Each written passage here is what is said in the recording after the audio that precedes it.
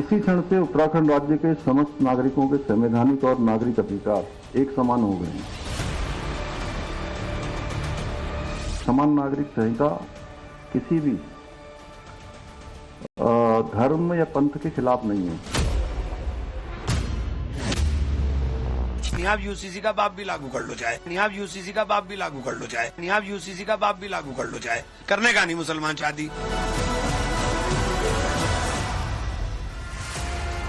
ये गुस्सा, ये खीज, ये ऐंठ, ये रोष, ये चिढ़ सिर्फ यूसीसी लागू होने की वजह से नहीं है। ये झल्लाहट और बेचैनी किस बात की है? कांग्रेस सांसद इमरान मसूद की जुबान क्यों इतनी तीखी है? आप यूसीसी का बाप भी लागू कर लो चाहे, आप यूसीसी का बाप भी लागू कर लो चाहे, आप यूसीसी का बाप भी लागू कर लो चाहे, जाओ कर लो जो आपको जो करना है। इमरान मसूद गुस्सा हैं, बहुत गुस्सा हैं, पर गुस्सा क्यों है ये तो वही बता पाएंगे। क्या इमरान मसूद को इस बात का गुस्सा है कि यूसीसी ने बहु विवाह खत्म कर दिया? क्या इमरान मसूद को इस बात का गुस्सा है कि हलाला और इद्दत की प्रथा खत्म हो गई? क्या इमरान मसूद को इस बात का गुस्सा है कि शादियों का रजिस्ट्रेशन जरूरी होगा?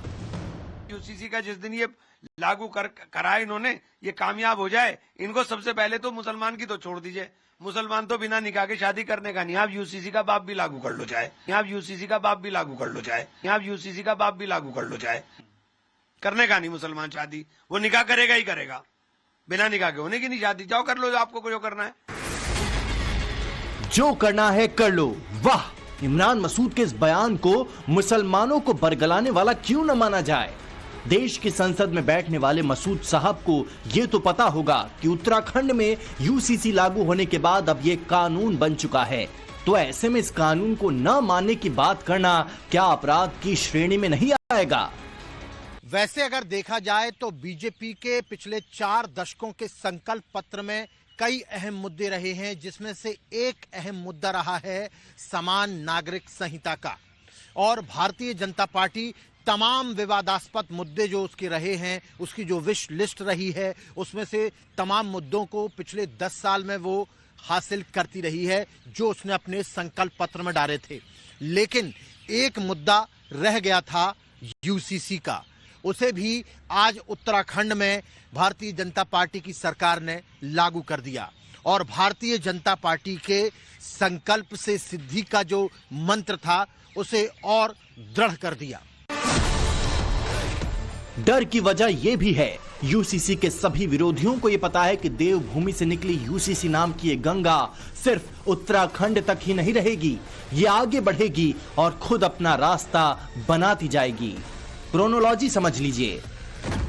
उत्तराखंड में यूसीसी लागू होने के बाद अब गुजरात, फिर आसाम, फिर हरियाणा और छत्तीसगढ़ की बारी है। एक एक करके देश के तमाम राज्यों में यूसीसी लागू करने को लेकर तैयारी शुरू हो चुकी है। उत्तराखंड ने आज पूरे देश में यूसीसी लागू करने के लिए लॉन्च पैड तैयार कर दिया है। इस गंगा को निकालने का श्रेय अगर किसी को जाता है तो देवभूमि उत्तराखंड की जनता को जाता है। इसी क्षण से आज उत्तराखंड में इसी क्षण से समान नागरिक संहिता पूर्ण रूप से लागू हो गई है और इसी क्षण से उत्तराखंड राज्य के समस्त नागरिकों के संवैधानिक और नागरिक अधिकार एक समान हो गए हैं और इसी क्षण से सभी धर्म की महिलाओं को समान अधिकार प्राप्त हो गए हैं।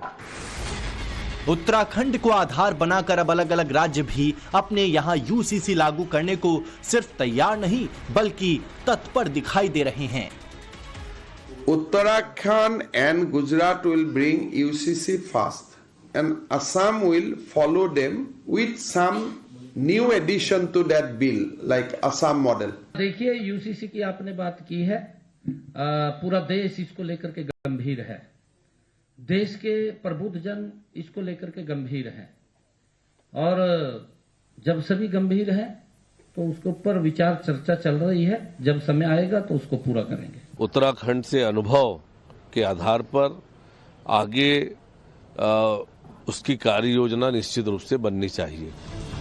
सभी नागरिकों को एक जैसे हक देने का वादा करने वाले यूसीसी को शुरू से ही कुछ दलों ने मुसलमान विरोधी बताया है और इसी संरक्षण ने कुछ कट्टरपंथी मौलानाओं को साफ तौर पर कानून को ना मानने और संविधान से पहले शरीयत को रखने की हिम्मत दी है। भारत का मुसलमान कानून को मानता है और कानून पर अमल करता है, मगर यह नहीं हो सकता कि शरीयत की मुखालफत करे या शरीयत के उसूलों का उल्लंघन करके फिर दूसरे कानून पर अमल दरामद करे। जो अब तक हमारे सामने चीजें आई हैं वो सीधा मुसलमानों के मजहबी मामलात में मुदाखलत है।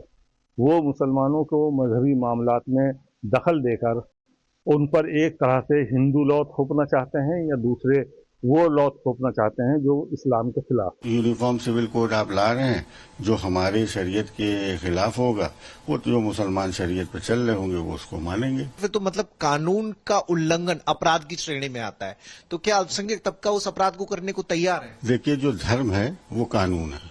यूनिफॉर्म सिविल कोड असल में यूनिफॉर्म सिविल कोड की शक्ल में लागू नहीं किया जा रहा है, बल्कि उसका मकसद सिर्फ ये है कि मुसलमानों के जो हुकूक हैं, उनकी जो मजहबी आज़ादी है या उनका जो पर्सनल लॉ में उनको जो इजाज़त मिली है, वो तमाम इख्तियारात उनसे छीन लिया जाए।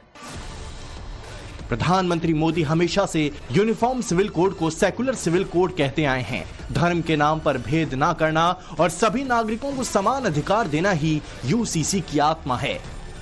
वैसे अगर देखा जाए तो बीजेपी के पिछले 4 दशकों के संकल्प पत्र में कई अहम मुद्दे रहे हैं, जिसमें से एक अहम मुद्दा रहा है समान नागरिक संहिता का। और भारतीय जनता पार्टी तमाम विवादास्पद मुद्दे जो उसके रहे हैं, उसकी जो विश लिस्ट रही है, उसमें से तमाम मुद्दों को पिछले 10 साल में वो हासिल करती रही है जो उसने अपने संकल्प पत्र में डाले थे। लेकिन एक मुद्दा रह गया था यूसीसी का, उसे भी आज उत्तराखंड में भारतीय जनता पार्टी की सरकार ने लागू कर दिया और भारतीय जनता पार्टी के संकल्प से सिद्धि का जो मंत्र था उसे और दृढ़ कर दिया।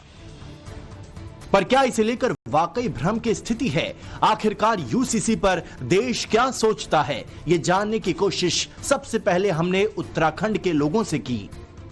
हम लोगों के लिए, जैसे मेरी न्यूली मैरिड शादी हुई है, तो मेरे लिए ये काफी अच्छा है कि मतलब जल्दी मुझे सर्टिफिकेट मिल गया इनकेस अगर मुझे बाहर जाना है। एक ही लॉ होगा तो सब लोग एक ही प्लेटफॉर्म पे होंगे।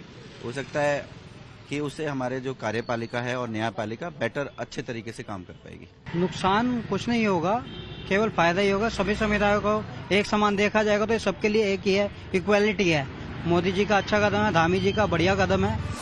हम ऐसे कई लोगों से मिले जिन्होंने अपने राज्य में लागू हुए यूसीसी को अच्छी तरह से स्टडी किया है, पर कुछ ऐसे मुसलमान भी सामने आए जो इसके खिलाफ विरोध करते हुए राष्ट्रपति को ज्ञापन भेजने पहुंचे थे। जिलाधिकारी द्वारा देहरादून द्वारा एक ज्ञापन प्रेषित कर रहे हैं, जिसमें हमारी मांग है ये जो यूसीसी का कानून लाया गया है इसे निरस्त किया जाए। तो मालूम हुआ है कि मतलब कि ये इस्लाम के खिलाफ है। बहुत सारे उसमें नुकात ऐसे हैं जो हमारे कल्चर के खिलाफ है, हमारी तहजीब के खिलाफ है। ये हमेशा अपने पिटारे में से एक नया शगुफा निकालते हैं और पब्लिक के बीच में छोड़ देते हैं और कभी मुद्दों पर बात नहीं करते। भाजपा जो है विकास की बात क्यों नहीं करती, बेरोजगारों की बात क्यों नहीं करती? विरोध किस चीज का? हम इस कानून को नहीं मानते, ये शरिया एक्ट के खिलाफ है, हम नहीं मानते। हम हर चीज में कॉम्प्रोमाइज कर सकते हैं, एक अपनी शरीयत में, अपने ईमान में और हिंदुस्तान में हम कॉम्प्रोमाइज नहीं कर सकते। किसी शायर ने क्या है कि जब सड़कें सुनसान हो जाती हैं तो सरकारें आवारा हो जाती हैं, तो धामी सरकार को जगाने का काम करेंगे और ऐसा जगाएंगे कि कानून वापस लेना पड़ेगा। उत्तराखंड के अलावा जिन राज्यों में यूसीसी लागू करने को लेकर मसौदा बनाने की चर्चा चल रही है, वहां की पब्लिक का क्या परसेप्शन है, ये भी क्लियर है। देश एक है तो व्यवस्थाएं, कानून, सिस्टम सब एक होना चाहिए सबके लिए, चाहे वो हिंदू हो, मुस्लिम हो। बहुत पहले हो जाना चाहिए था, क्योंकि समान नागरिक संहिता देश की एक जरूरत है। एक देश एक कानून, इसमें सभी को एक ही नजरों से देखा जाएगा, न कि अलग अलग, तो सबके लिए ये फायदेमंद है। मुस्लिम समाज आने वाले दिनों में लिप्स एंड बाउंड्स में तरक्की के राह पे जाए, इसकी ये पहली स्टेप है। जो भी कानून है और यूसीसी भी कानून, ये बहुत जरूरी है। हमारे मजहब में भी सब समान होना चाहिए। मोदी जी जो काम कर रहे हैं यूसीसी लागू किए, बहुत अच्छा हुआ। लागू करना चाहिए था, बहुत पहले लागू करना चाहिए था। जो बात पब्लिक को समझ में आ रही है वो बात शायद हमारी संसद में बैठे कुछ सांसदों को नहीं समझ आ रही। इमरान मसूद की बात सिर्फ यूसीसी को मुसलमानों का विरोधी बताने पर ही खत्म नहीं हुई। इसके ठीक बाद उन्होंने लिव इन रिलेशनशिप को वेस्टर्न कल्चर बताकर असभ्य करार दे दिया।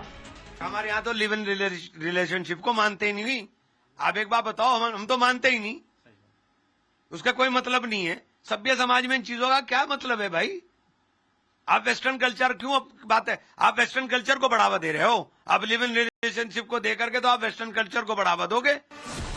उत्तराखंड में यूसीसी लागू होने के बाद लिव इन में रहने वाले कपल्स को खुद का रजिस्ट्रेशन करवाना जरूरी है। सरकार ने साफ किया है कि इसका इरादा किसी के निजी जीवन में हस्तक्षेप करना नहीं है और न ही लिव इन में रहने पर रोक है। अगर इस कदम से कोई आपत्ति है तो इसे कहने का अलग तरीका हो सकता है, पर सभ्य और असभ्य का वर्डिक्ट देने वाला ये दकियानुसी विचार कहां तक सही है, ये भी सोचने की बात है। देहरादून से अभिषेक सिन्हा के साथ bureau report, times now Bharat.